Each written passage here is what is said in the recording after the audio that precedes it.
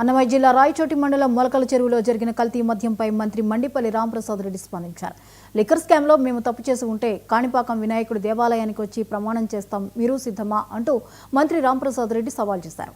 పార్టీలకు అతీతంగా రాష్ట్రంలో పరిపాలన జరుగుతోందని, కూటమి పార్టీ నాయకులు తప్పు చేస్తే చంద్రబాబు క్షమించారన్నారు. ఇలాంటి తప్పులే జగన్మోహన్ రెడ్డి పాలనలో చాలా జరిగాయన్నారు. వాటిని వైసీపీ ప్రభుత్వం విచారించి ఏం చర్యలు చేపట్టిందో చెప్పాలని రాంప్రసాద్ ప్రశ్నించారు.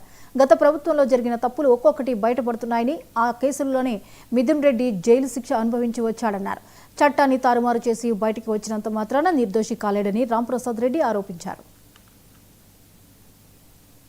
నెల నుంచి రాష్ట్రంలో జరుగుతున్న పరిణామాలు అందరూ మీరు చూస్తూ ఉన్నారు. ముఖ్యంగా జగన్మోహన్ రెడ్డి నాయకత్వంలో ఈరోజు ఏదైతే ప్రతిపక్షం ఉందో ఆ ప్రతిపక్ష పాత్ర కూడా పోషించకుండా రాష్ట్రంలో ఉన్న ప్రజలను మభ్యపెట్టే విధంగా ఈరోజు వాళ్ళ కార్యక్రమాలు జరుగుతూ ఉన్నాయి. లిక్కర్ గురించి, అక్రమ మద్యం గురించి ఈరోజు జగన్మోహన్ రెడ్డి గారు ఆయన కోర్టుని ఈరోజు మాట్లాడుతూ ఉంది. ఆ రోజు మీరు పూర్తిగా మద్య నిషేధం చేస్తామని చెప్పారు.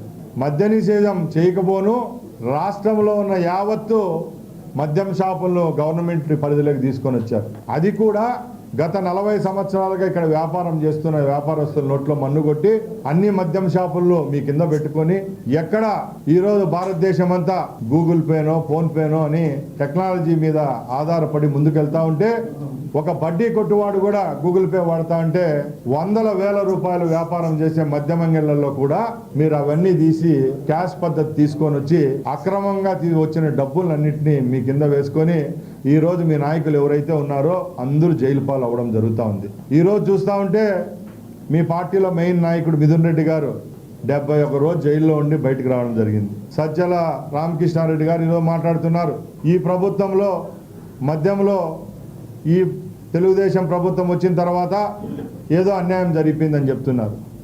మద్యం లాబీలు, సిండికేట్లు నడిపింది మీరండి.